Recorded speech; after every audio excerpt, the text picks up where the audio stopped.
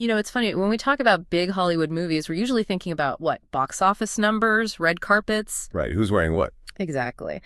But have you ever watched a film, a big one, with a huge star like the late Chadwick Boseman, and then you have that sudden realization of, wait a second, that story, that didn't just happen in some textbook. That happened right down the street. It's a very rare feeling. Yeah. Most of the time, history feels so distant, safe behind glass somewhere. But for the community we're talking about today, that Hollywood story is basically their organization's birth certificate. It's literally their origin story. And that's what we're diving into today, this really fascinating piece of local history. We've got the Winter 2026 newsletter of the NAACP Port Chester-Rye brand. And of course, today is Sunday, February 1st, 2026. Which makes it the very first day of Black History Month. The timing couldn't be better. It really couldn't. So let's lay out the mission for this deep dive. We have this newsletter from one local branch of a truly massive civil rights organization. And they're celebrating their 85th anniversary this year. 85 years. Yeah. And what really strikes me about this is that it isn't just a look how great we were document. It's this really complex mix of celebrating that deep history while trying to put out fires, in the here and now. The word that kept coming to mind for me was continuity. That's what it's all about. You have an organization that was founded way back in 1941, and here they are in 2026, and they're juggling film screenings, housing crises, disaster relief. And legislative battles. It's a heavy lift. It's a very heavy lift for one local group. It is massive, and 85 years is just... It's such a long time. But let's go back to that Hollywood connection I mentioned just to set the stage, because the newsletter makes a point of flagging this right at the top. This branch hashtag 21701B, it was chartered in direct response to something called the Joseph Spell case. Right. And this is critical context. For anyone who hasn't seen the 2017 film Marshall, this is the exact case it covers. It's where a very young Thurgood Marshall, this is long before he was a Supreme Court justice, came to Port Chester. Wow. So Thurgood Marshall walking the streets of Port Chester, that really puts the location on the map in a very specific way. It does. He was there to defend a man, Joseph Spell, against some incredibly serious accusations. Yeah. Now, we don't need to get bogged down in all the legal details, but the real takeaway here, the important part, was the community's response. The local residents, they realized a lawyer wasn't enough. They needed more. They need a whole support structure. They needed funds. They needed logistics. They needed a unified voice. So the branch wasn't just formed as some kind of social club. It was a defense mechanism. Precisely. It was a strategic necessity. Yeah. So when they see Chadwick Boseman playing Thurgood Marshall in that movie, they aren't just seeing a Hollywood actor. They're seeing the catalyst for their very own charter. That is a powerful claim to fame. But, looking at the current leadership, the branch president, James J. Henderson III, he doesn't seem content to just rest on those laurels. He has this very specific phrase he uses for the 85th anniversary. He calls it a responsibility year. And I found that framing so significant. Usually in the nonprofit world, you hear celebration year, right?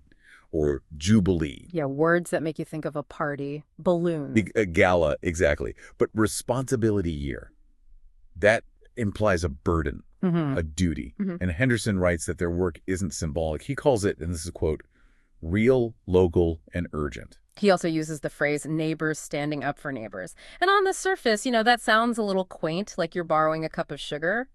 But when you actually read through their activities, it's a lot grittier than that. It is. He talks about building the branch brick by brick, often without applause, often under pressure. And that gives you such a key insight into how these local chapters actually function. Civil rights work at the town level. It isn't usually the big, I have a dream speech. No, it's the unsexy side of activism. Totally. It's about the boring meetings, the fundraising, the logistics, and just showing up when it's inconvenient. It's about continuity when the cameras have long gone. Well, speaking of cameras, let's actually talk about their engagement strategy this winter, because they seem to be leaning really heavily into what I guess you'd call edutainment. They've got this whole slate of film screenings. Why focus so much on movies? It's a really smart, soft power strategy. If you want to get people into a room to talk about difficult systemic issues, a film is the perfect anchor. It gives everyone a shared story, a shared narrative they can reference in the discussion. It just lowers the barrier to entry for these really complex topics. And they are definitely not picking lighthearted rom-coms. One of the screenings is for a film called The Killing of Kenneth Chamberlain. This is a really significant choice. It signals they're not shying away from policing issues. And this isn't ancient history. Kenneth Chamberlain Sr. died in White Plains, which is right in their backyard. The screenings at NYU Law, they've got the policing project involved. And for anyone listening who might not know the case, this was the one involving a medical alert pendant. It was triggered by accident, which led to a police response that ended, well, fatally. Correct. It just raises all these questions about how law enforcement interacts with people in a mental health crisis and with the elderly. And the newsletter frames the screening as a chance to pause, reflect, and learn. It suggests they're trying to move the conversation from just outrage to actual policy analysis. And right after that, they're showing a documentary called The Hidden History of Slavery in New York. Now, this is one that I think catches a lot of people off guard. There's this, this general assumption from high school history class that slavery was a Southern thing. A very common misconception. Yeah. And this film is explicitly designed to dismantle it. I mean, economically, the North was deeply, deeply entangled with slavery, from finance and insurance all the way to actual enslaved populations right there in New York. The panel discussion is interesting, too. Of course, you have President Henderson, but they also have Tejas Sanchala from the Westchester Human Rights Commission. And the goal there is to draw a straight line from that historical slavery to the inequities you see today in New York. You can't fix things like housing discrimination or wealth gaps in 2026 if you pretend the foundation of the local economy wasn't built on some very specific racial hierarchies. It's deep stuff. But then they take a turn that I did not see coming into an issue I wouldn't have immediately flagged as a civil rights issue. Dyslexia. They're screening a film called Left Behind. This is fascinating, and it really shows how the NAACP is broadening its scope. The film is about the fight to get a public school for children with dyslexia in New York City, and they are framing literacy, access to reading, explicitly as a civil rights issue. I guess that makes sense when you think about the downstream effects. I mean, if a child can't read, their economic prospects, their legal prospects, they're just severely limited. Absolutely. There's a concept in sociology, the school-to-prison pipeline. Illiteracy is a huge factor in that pipeline. If you can't read, you can't fully participate in democracy, you can't navigate the legal system, you can't advocate for yourself. So making sure kids get specialized education isn't just about good grades, it's about enfranchisement. That's a crucial distinction. It's not just about reading books, it's about being able to read the world. But, okay, here's the one that really stood out to me. The pop culture surprise. They're doing a screening of Sunday Best, the untold story of Ed Sullivan. Yes, the Ed Sullivan Show. I had no idea Ed Sullivan was from Port Chester. Born and raised. And the whole angle of this documentary is that Sullivan was actually a very unlikely ally for the civil rights movement. We tend to think of him as this, this very stiff establishment figure. Right, the guy in the suit who introduced the Beatles. Exactly. But he used his show, his massive platform, to beam Black music and culture into living rooms that were otherwise completely segregated. Right. He helped normalize Black excellence for white suburban America in the 50s and 60s. The newsletter says he helped integrate American culture. But they do offer a little bit of critique, too, don't they? Oh, yeah. They kept their critical hat on, which I appreciated. The editor notes that while the film is great, they were disappointed that it completely left out Coretta Scott King's appearance on the show. Which is a fair point. I mean, if you're talking about his civil rights legacy, leaving out Martin Luther King Jr.'s wife seems like a pretty significant oversight. It does. But overall, they still seem proud to claim him as a Portchester-bred figure who used his platform for good. It shows they can celebrate a local hero while still keeping a critical eye on the story being told. So we have films, we have history, but let's shift to the boots on the ground stuff. Because as interesting as the movies are, the real friction, the real change happens in local politics. And there was a pretty notable election result mentioned in Rye. A historic one, yeah. Marian Anderson was elected to the Rye City Council. And she's the first African-American city council member in Rye's history. That's correct. And the newsletter makes a point to say she ran on a slate with other Democrats. Can you explain that term for people? What does it mean to run on a slate? Sure. It just means a group of candidates campaign together, they pool resources, share a platform. It's basically a force multiplier. It helps candidates who might not have the big individual funding or name recognition get swept in with the group. Her victory is being highlighted as a sign that, inclusive representation is finally reaching the legislative level in these towns. But it's not all victory laps. There is a section about a town hall meeting in Port Chester about icy immigration and customs enforcement that sounded incredibly tense. Very tense. And the logistics of that meeting tell the real story. It was originally supposed to be held at the Justice Court. Which seems like a logical place for a legal discussion. Logical, yes. But the fear in the immigrant community was so palpable that the organizers realized nobody would show up to a courthouse. They had to move the whole thing to the senior community center just to create what they called a safe space atmosphere. Wow, that detail alone is so telling. When the venue itself becomes a barrier to democratic participation, you've got a problem. The newsletter says the deputy mayor, Philip D'Orazio, had to clarify the village's position on cooperating with ICE just to try and calm people down. Right, and the NAACP's role there is important. They didn't go to protest. What did they do? They attended to listen, to make sure residents were heard. They acted as a witness, as a bridge. When a community feels that vulnerable, just having an established organization like the NAACP in the room changes the entire dynamic. It sends a message to the local government that someone is watching. Speaking of vulnerable populations, let's touch on the support for kids. There's a section on community schools, and that's a specific term, right? It's not just a school that happens to be in a community. Correct. A community school is a specific strategy where the school itself becomes a hub for the whole family's well-being. It's not just for academics. It integrates health services, counseling, and food access right into the school building. And the food part? They've partnered with Feeding Westchester at Port Chester Middle School. The statistic here is just staggering. Between 2024 and 2025, Feeding Westchester averaged 80,000 child visits a month. 80,000. That number just stops you in your tracks. It's heartbreaking that the need is that high, but it's also remarkable that the infrastructure is there to meet it. And the students themselves help distribute the produce.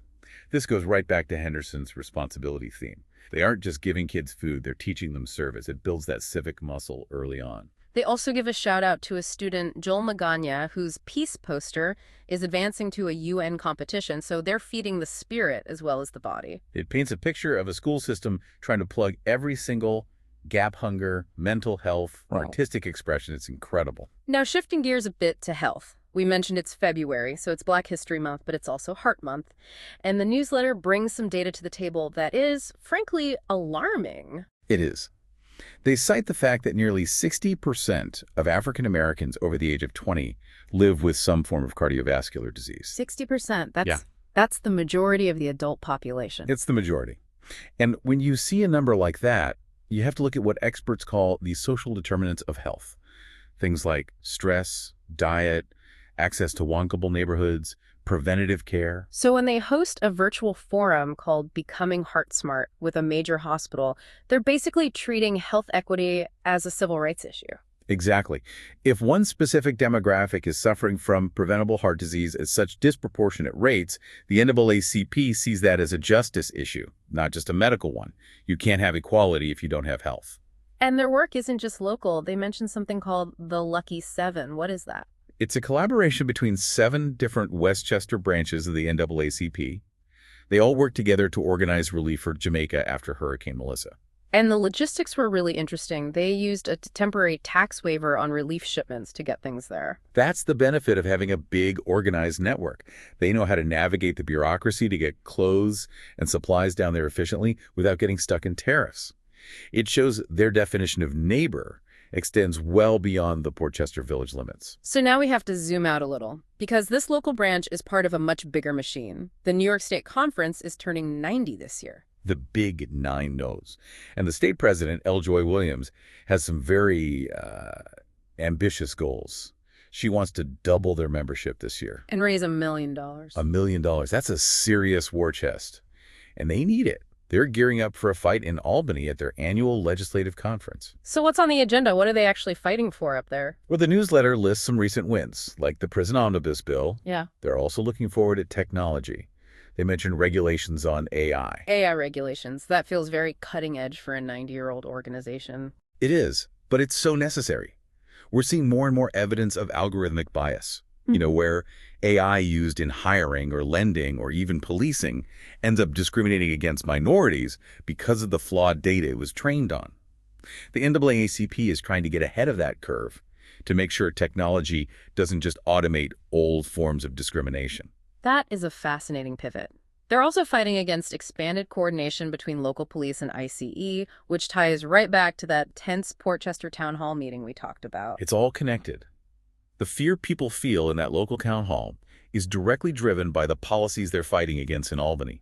It's a perfect example of local issues bubbling up to the state level. It really shows you the whole ecosystem of advocacy. You have the people in Port Chester dealing with the daily reality, and then the leadership in Albany trying to change the laws that create that reality. And in the middle of all this policy and fundraising, they're still focused on the pipeline of future leaders. There's an HBCU weekend mentioned, a youth summit happening in Albany. HBCU being historically black colleges and universities. Right, they're constantly trying to build up the next generation. Which brings us right back to that idea of continuity. We started by talking about 85 years. And as I look at all these different activities, the movies, the food pantries, heart health, AI regulation, it just seems like a staggering amount of ground to cover. It's a lot, but I think that's the pattern. If you look at the history of the NAACP, it's never been about just one thing. It's a holistic approach to community survival and advancement. You can't just fight for voting rights if people are hungry.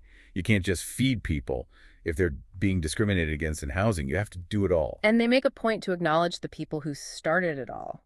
The newsletter names the founding mothers and fathers, Robert S. Brown, Effie Gordon. Effie Gordon is a name people should know. She was a powerhouse in that region. And Robert S. Brown founded the Carver Center, which is still the community hub today. And speaking of the Carver Center, that's where they're kicking off this 85th year, isn't it? Yes. On February 10th, they're going back to the Carver Center for an in-person meeting. The newsletter says it's only fitting to begin the milestone year there. It's this beautiful, symbolic return to their source. It feels very grounding. In a world where everything is on Zoom or social media, they're still meeting in a physical room in a building built by their founders to talk about the work. And they're asking the community to join them. That's the pitch. $30 to join America's oldest, boldest, and largest civil rights organization. When you think about the scope of the work we just laid out, from hurricane relief to lobbying on AI, $30 is a surprisingly low barrier to entry. It really is. So as we wrap up this deep dive, what's the big takeaway for you? We've covered Hollywood, heart health, high-level politics. What sticks with you? For me, it all goes back to that phrase, responsibility year.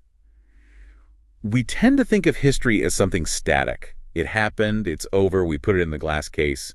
But what this branch is saying is that history is a baton. It was handed to them by Thurgood Marshall and Effie Gordon, and now they're holding it. And the question isn't, did we run a good race in 1941? The question is, are we running hard enough right now? That's a powerful image, the baton pass. And based on this newsletter, it sounds like branch hashtag 10171 is running at full speed. They're definitely not slowing down. So here's a final thought for you, the listener. We talked about Ed Sullivan, the unlikely ally. We talked about local elections and global relief. If you look around your own community right now, today, who are the people standing in the gap, as President Henderson put it? Who are the neighbors standing up for neighbors when the cameras aren't rolling? Maybe it's time to find out. And maybe it's time to join them. Couldn't have said it better myself. Thanks for diving deep with us today. Always a pleasure. We'll